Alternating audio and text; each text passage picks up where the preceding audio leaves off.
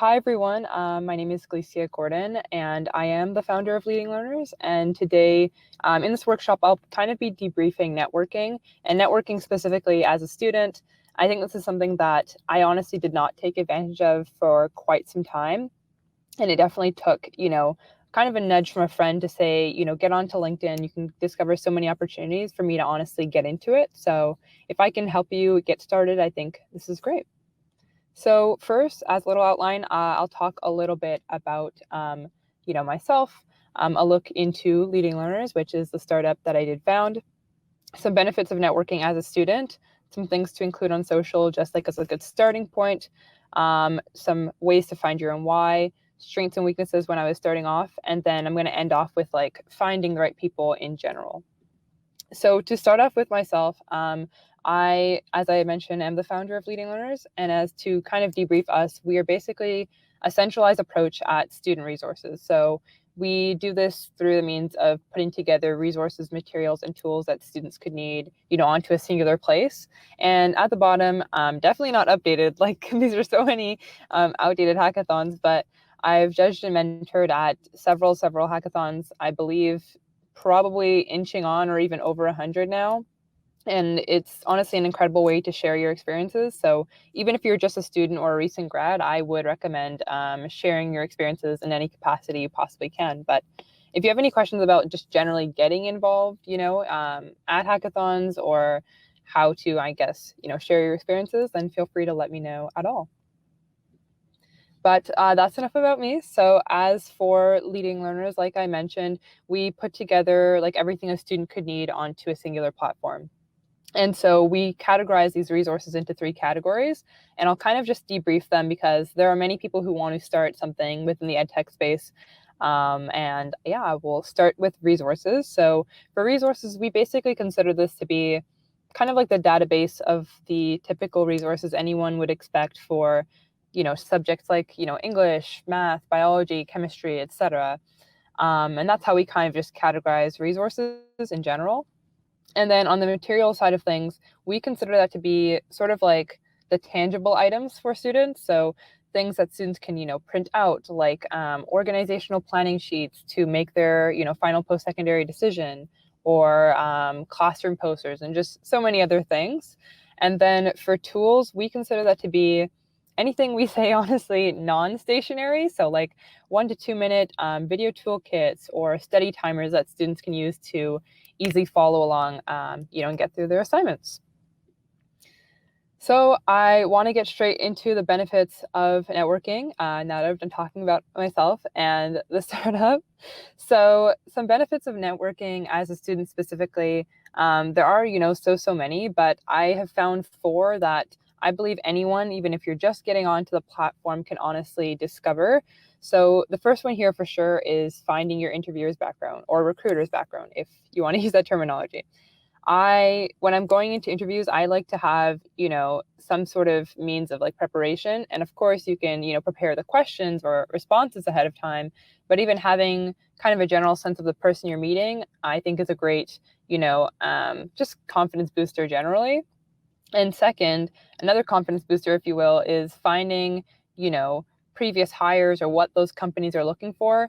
So with so many events that I've partaken in, I've seen that students have like kind of their like North Star goal of like, working at 1 to 3, say, companies in their lifetime. And I think looking at those companies and seeing how people have gotten, kind of their route to get to that position is honestly a great source of inspiration for sure.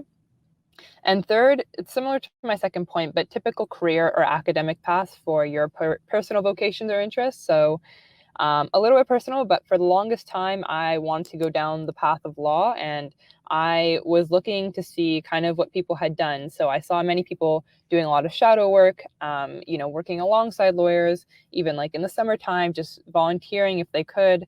And that did help me, a lot. So whatever kind of general career path you would like to go down, it can honestly help a lot, seeing what people have done to get there.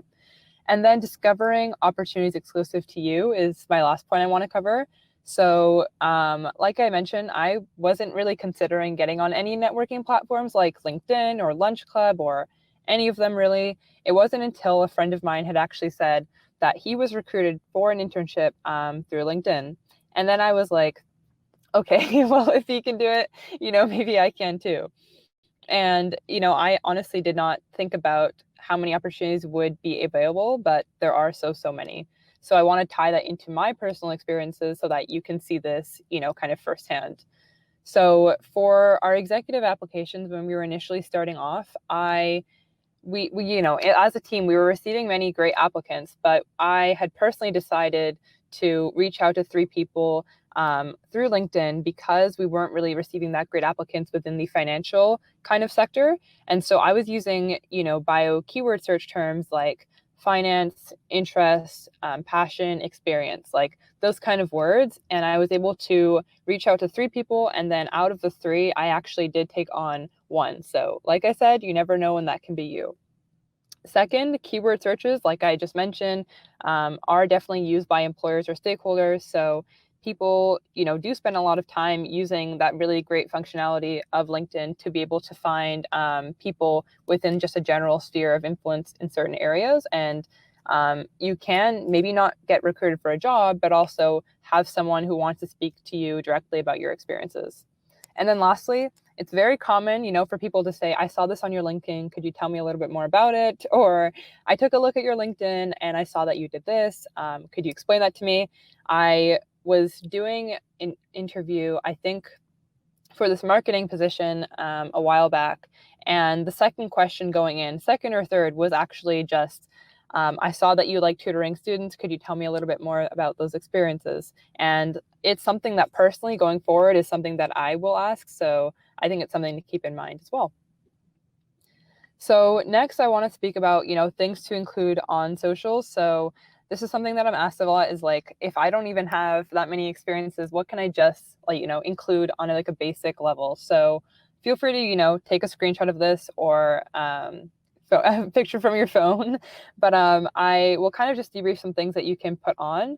So starting off with interest, I think it's a great, thing to start off with because, when people are looking on LinkedIn, they're looking for people who are keen to get involved in certain areas, or they are either have those experiences already. So I have seen, many people just starting off by saying, I have a passion for XYZ, and then they get into their experiences, which is my second point. So they just generally, debrief their experiences. So for example, I have a large array of experiences within, I don't know, I'm on the topic of marketing, so I can go, digital marketing, social media expansion and strategy, whatever it is for you, just generally debriefing your experiences within that bio section of LinkedIn.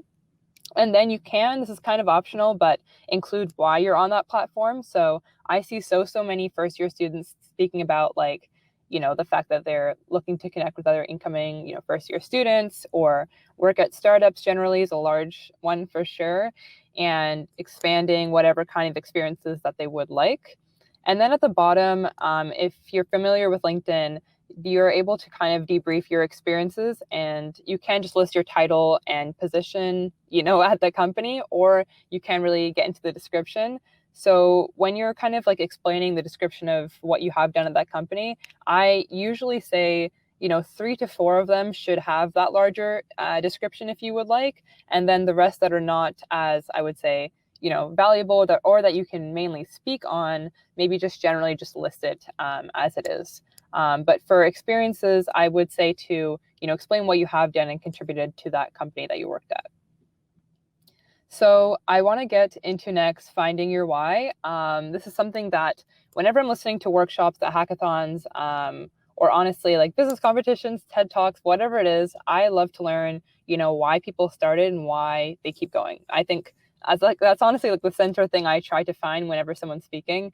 So I'll start off with myself, why I started, and then why I keep going, and why it may also be of inspiration for you. So, starting in a tech platform is something kind of basic. It's a basic idea that many people, can go down, but there's so many different paths to explore. So the inspiration initially was because I grew up from a diverse background, and there were members of my family who spoke completely Spanish, some French, no English at all. It was so many different things happening at home that my parents were spending hundreds upon hundreds of dollars for me to attend different tutoring services. And I realized, like, going into the future, I don't want anyone else to have to go through that. So I initially had the idea of creating a language platform. And then I realized, like, that's very, kind of basic. And I myself, if I did create this, I don't even know at all what I want to do after high school, whatever I want to do. If I continue, with my academics, I really just don't know at all what I want to do. And so I began surveying my friends, and then I went to different neighboring high schools and universities, and I was seeing that, like myself, there were many other students who were experiencing quite a lot of peer pressure and some family pressure when making your, career decision, and honestly just not feeling too supported during their academic years. And so that's when I just said, scratch the language platform idea. Let's just create a centralized approach at student resources where a student could come on and find, everything they could possibly need to support them. And so that's why I launched us. But then for reasons why I keep going, I think this can connect with everyone, whatever you're launching, whether it's large or small. When I had launched us, I was initially just targeting, my region. It was like something I was thinking was just like a fun little project. But then now launching us, I've learned that there are thousands of other students, within that target audience that are, in the shoes that I was once in or would like to get out of them, not really feeling, too certain of their futures.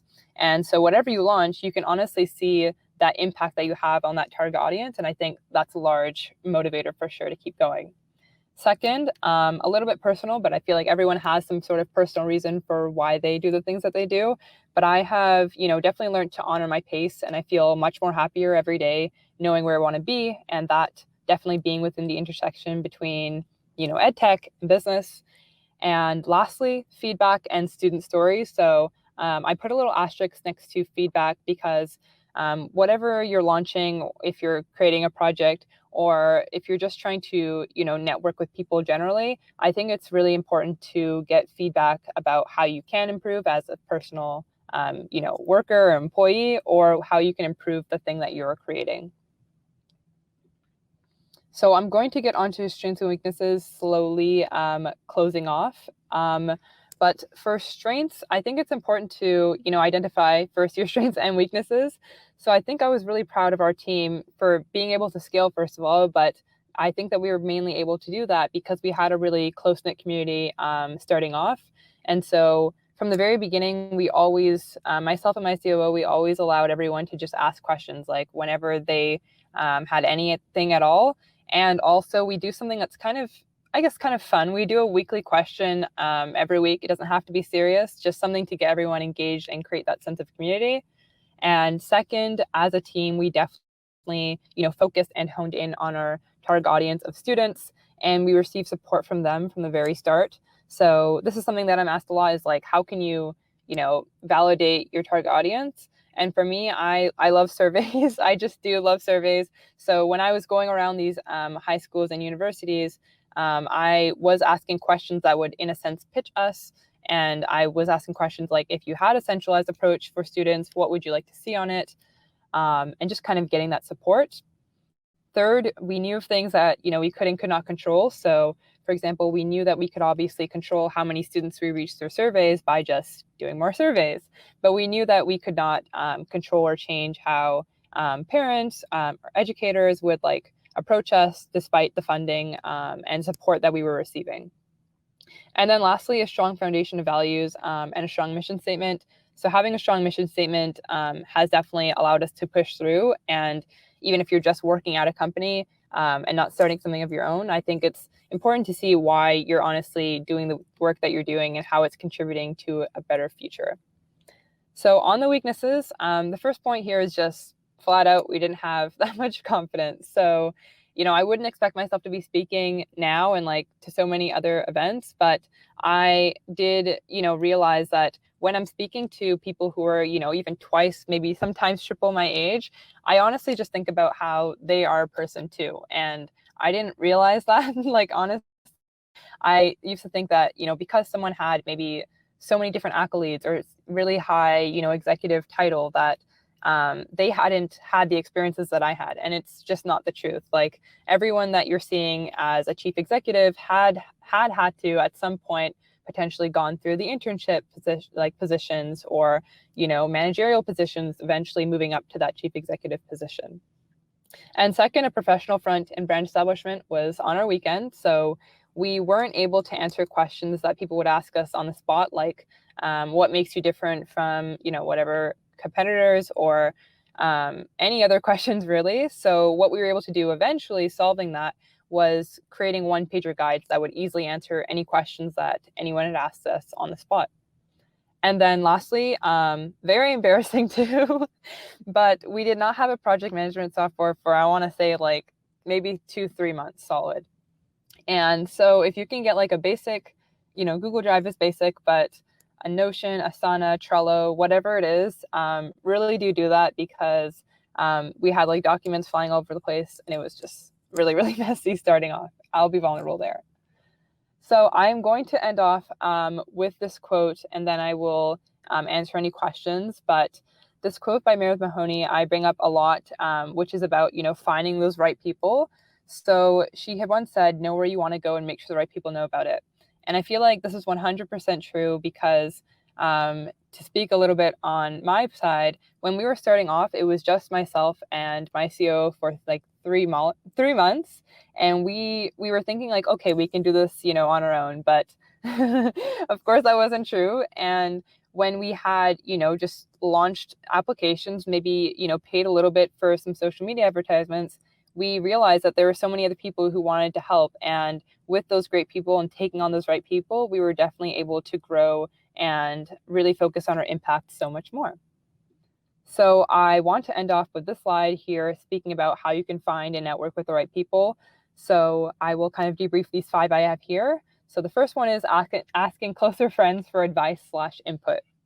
So for me, especially in business, I don't necessarily ask my friends for advice on an action I should take. I usually say, okay, I'm just going to take the action, then after ask them for input. And I'm asked, why do you do this? And it's because with friends, your closest friends especially, they've been with you probably like the entire time that you've been doing this, and they're not really able to get like a new, fresh perspective. So I ask them for advice or input after I've taken the action. Second, reaching out to other people. If you feel like you're not that confident, having like a single communication or external relation representative is really great to keep that communication concise. And then third, connecting with program participants. So, you're already here. There's so many opportunities to network and connect with people. And then my last 2 points here are family connections and educators lessons. So family connections, kind of varies from person to person, but, we all, honestly, I've seen so many people where they have like, a friend of a friend of a friend of a family member, and it makes a great connection going into whatever industry they'd like. And then with educators lessons, I would say that not many people took advantage of the fact that, educators, professors, or teachers, if you're in high school, are honestly, for the most part, willing to just sit down for 15-30 minutes to just talk about their experiences and whatever they can share. And so my first, business mentor was actually, he was my English teacher, and he had actually helped us with the legal, and it helped a lot just starting off. But that, is all I have for this workshop. So I will sit back for a bit if there's any questions, but thank you so much for listening.